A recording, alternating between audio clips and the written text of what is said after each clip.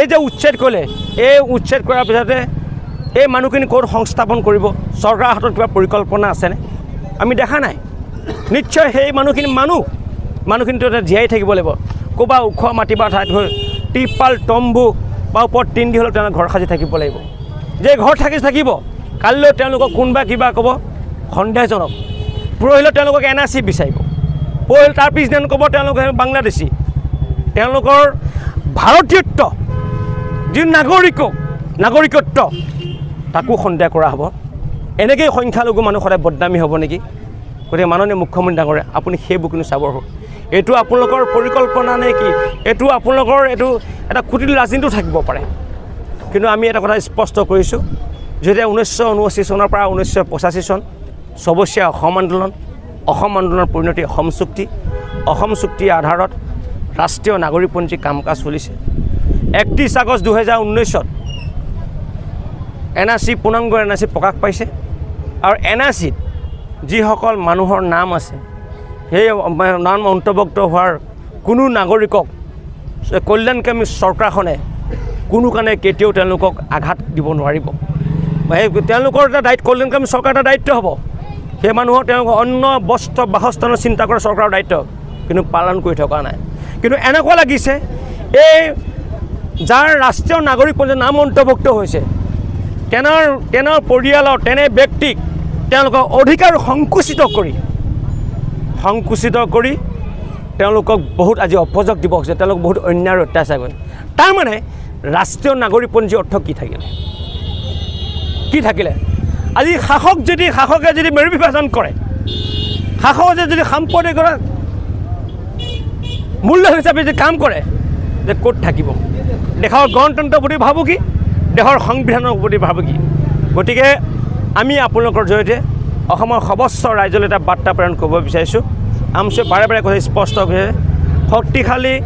অসমীয়া বৰ ভেটিটো ধৰি ৰাখিবৰ কাৰণে বৰঘৰখন ধৰি ৰাখিবৰ কাৰণে আমাৰ মাজত ভেদাভেদ পাহৰি দিব লাগে যে ৰাষ্ট্ৰীয় নাগৰিকপঞ্জীখনে যাক ভাৰতীয় যাক কৈছে যাক অসমীয়া কৈছে সকলোৱে সমিল মিলাই থকাটো আমাৰ সকলোৱে এটা দায়িত্ব বুলি আমি অনুভৱ কৰোঁ গতিকে আপোনালোকৰ জৰিয়তে এইটোৱে বাৰ্তা প্ৰেৰণ কৰি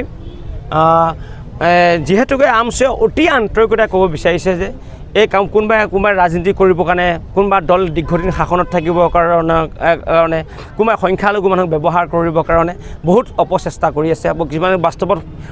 সফলো হৈছে কিন্তু আমি সকলো আপোনালোকৰ এটা দায়িত্ব আছে মানুহক সজাগ আৰু সচেতন কৰিবি নিশ্চয় আমি